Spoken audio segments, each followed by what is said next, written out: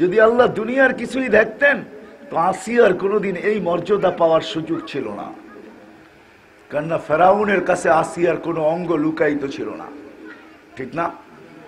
না, আসিয়ার কাছে ফেরাউনের কোন অঙ্গ লুকায়িত ছিল। এক বালিশে ঘুম, এক ল্যাপে ঘুমায়, এক কামরা থাকে। ফেরাউন তার ভরণ পোষণ বহন করে। ফেরাউন কি বুজুর্গ মানুষ, ঠিক না? কি হ্যাঁ, শুধু কাফের? হ্যাঁ, শুধু কাফের? আরে শুধু কাফের না, কাট্টা কাফেরও না, কাফের গো বাবা, যে বলছে আনা রব্বুকুমুল আলা, আমি শুধু খোদা না, খোদারও বাবা। হ্যাঁ, নাউজুবিল্লাহ। তো ফেরাউনের নামে পড়েন, আমাদের দেশের পত্রিকায় তো লেখা ওঠে গডফাদার। গডফাদার মানে কি?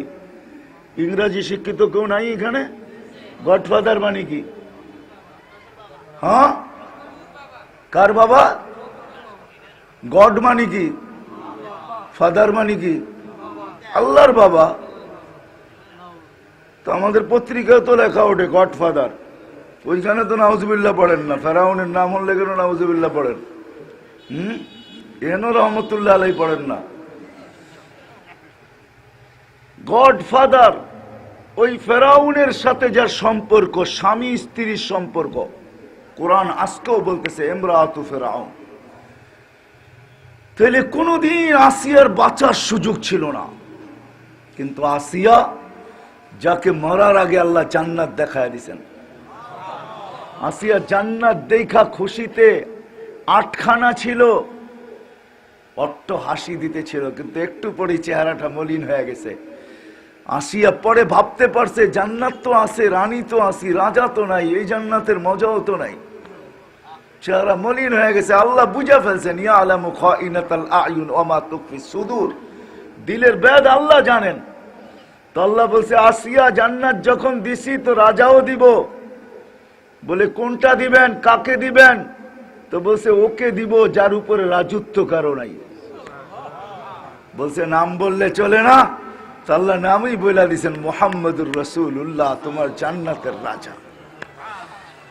আমি ভাবি উলামায়ে কেরাম কি বলবে, দলিল চেলে দিতে পারবো না, কিন্তু আমার ভাবনা আসিয়া জান্নাত দেখা যতটুকু খুশি না হয়েছে, আমাদের নবীজির নাম শুনে এর চেয়ে বেশি খুশি হয়েছে।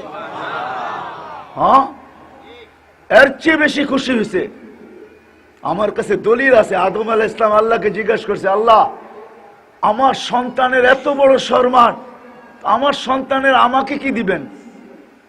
বাপকেও তো সন্তানের কিছু, বাপের কাছেও তো সন্তানের কাছেও তো বাপের কিছু পাওনা আছে, ঠিক না? আমার সন্তান থেকে আমাকে কি দিবেন? আল্লাহ বলছে আদম, জান্নাতে তোমাকে কেউ আদম ডাকবে না। বলছে কি ডাকবে? বলে তোমাকে সবাই আবু মোহাম্মদ ডাকবে, কেউ আর আদম ডাকবে না। তো উনি খুশিতে বাগ হয়ে গেছেন, তাইলেই চলবে, আর লাগবে না কিছু। জান্নাতে যাওয়ার পরে আমরা কেউ আদম আলাইহিস সালাম ডাকবো না, ডাকবো আবু মোহাম্মদ, মুহাম্মদুর রাসূলুল্লাহর আব্বা আবু। উনি খুশি হয়ে গেছেন। আসিও আল্লাহর রসুলের নাম। এই জন্য খাদিজা যখন মারা যায় তো আল্লাহ রসুল বলছিলেন সাল্লিমি আলা বারাইরিকি, তোমার সতীনদেরকে আমার সালাম দিও, সতীনদেরকে আমার সালাম দিও। তো আম্মা যান জিজ্ঞাসা করতেছেন আমার সতীন, আগে জানলে তো বিয়ে বসতাম না, সতীন কোত্থেকে আসলো?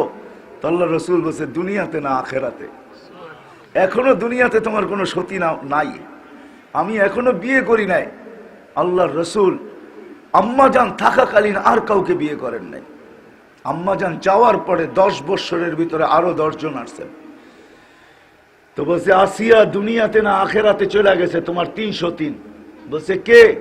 বলছে ইমরাতু ফিরাউন আসিয়া, ফেরাউনের স্ত্রী আসিয়া, উম্মা ঈসা মারিয়াম, ঈসা আলাইহিস সালামের আম্মা মারিয়াম, আর উখতা মুসা কুলসুম, মুসা আলাইহিস সালামের বোন কুলসুম।